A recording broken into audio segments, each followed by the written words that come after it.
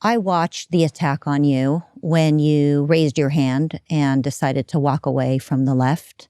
I remember the videos that went viral where you said basically you fit the victim bingo narrative that they wanted and you're walking away. You became more political.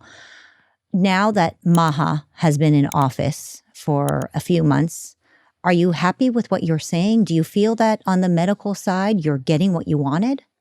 Okay. Let me start out by giving credit where credit is due. Just a few things off the top, right? You've got reform to SNAP, removing stuff like soda and junk food.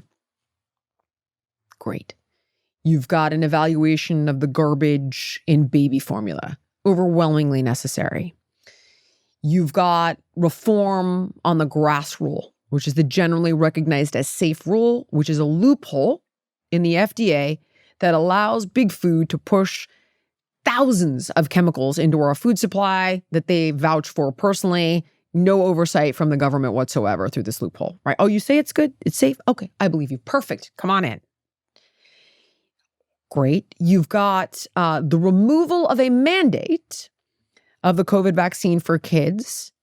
Because if you actually look at the data, it is in fact contraindicated. And this is coming from Dr. Marty Makary and Dr. Jay Bhattacharya, who are in charge of the NIH, the FDA, top-notch education, Stanford, Harvard, like these guys, Johns Hopkins, I believe. Like these guys are, you don't get better than that. And if you want to question it, and you're like, I don't believe you, kids need COVID, go beyond a Google search, go beyond the ChatGPT, who this morning apparently told me Kennedy never has run HHS. Because I was like, I want to make sure I'm not missing anything. I want to refresh on the things that have been done. So I showed up today and just give you some highlights. So you cannot trust that. You have to go deeper than that.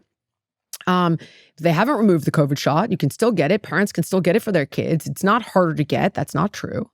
He's done, looking at places that can ban adding fluoride to water. And my God, the narrative around this is bananas. What I would simply ask people to do is a little bit of homework. There's a great episode, by the way, that Huberman did, who's like, talk about, this guy's not political. He did a great episode on fluoride and if it needs to be ingested for oral health, or if it needs to be topically applied.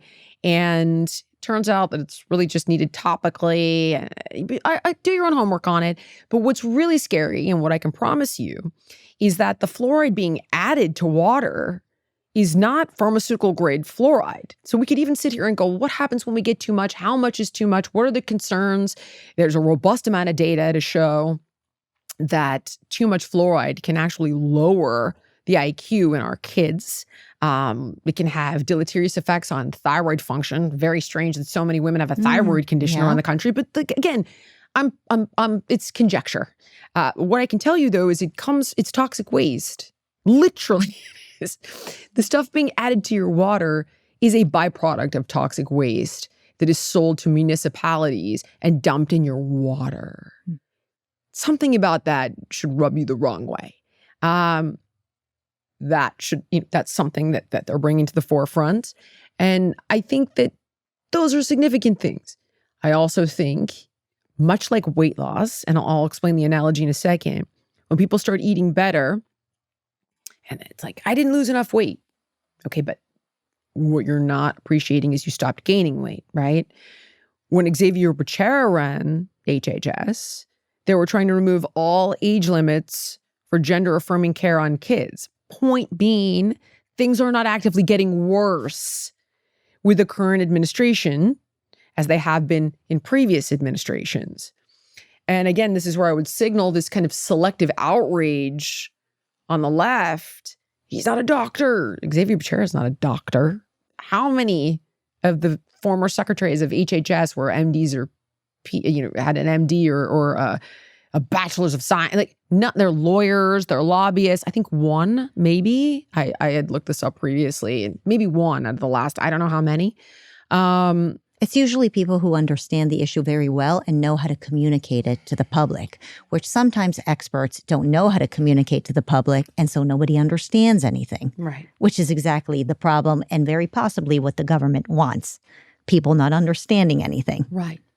So listen, these are all the things that are moving in the right direction. There are a lot of things that are not getting done.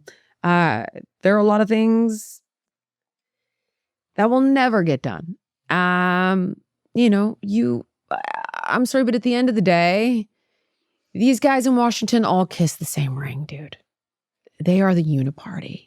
As you and I are sitting here discussing sex changes for kids, they're all giving immunity to big ag and big chemical for glyphosate. All of them. So these are the things, you know, they're all bought and paid for. They are. I'm not saying Kennedy is, he's not. But it's going to be a Herculean endeavor, given that fact. And it is a fact. And I think we need to appreciate that. Yeah. When you talk about the magnitude of the endeavor and the amount of problems that we have, I think that the MAGA coalition was a coalition with many different priorities. And everybody came in with their own priorities, and now they're expecting that their priorities are going to be prioritized. And it's not that easy. I'm not sure that you can expect every single one of the secretaries to be able to just run with things. And so I think to the point that you make is that we do need to mitigate expectations, but specifically we need to mitigate the expectations that ultimately what brought me into conservatism, and that is the bigger the government, the smaller the citizen. The idea that anybody in government is going to come and save us is ridiculous. We just need to limit the government. We need them to just not spend more or not pass more laws or not take on more power and ultimately preserve our own power. But as long as we just rely on the government to fix things for us, especially when it comes to health, we're going to continue to be hugely disappointed. I do want more regulation when it comes to health, but hear me out. Because they're the problem. And here's what I mean. And I had this conversation with Lee Zeldin at the EPA. I was like, dude, if I get diagnosed with cancer, it's not because I didn't eat salad. And it isn't because I didn't exercise, okay? It's because of the crap in that water. It's because of the chemicals off-gassing from the carpet. It's because of the garbage in this makeup that I'm wearing. It's because of all the things that are out of my control that they allow. And this is where you should not have a generally recognized as safe rule. It should be a that's not food, that's illegal rule. They give an open door. You have a revolving door policy between industry and government. The Kennedy is working to effectively close. But having said that, instead of making the government work for those guys, make it work for us. They don't see it your way. Oh, they see the value in the government big time, and they're using it against us. So I'm simply saying, if the government's going to be involved, get involved for us. Yeah, no, it's anarchy. It's anarchy with a rubber stamp. That's what it is. And then, we see the rubber stamp and we think it's okay, but actually you don't really know what's going on.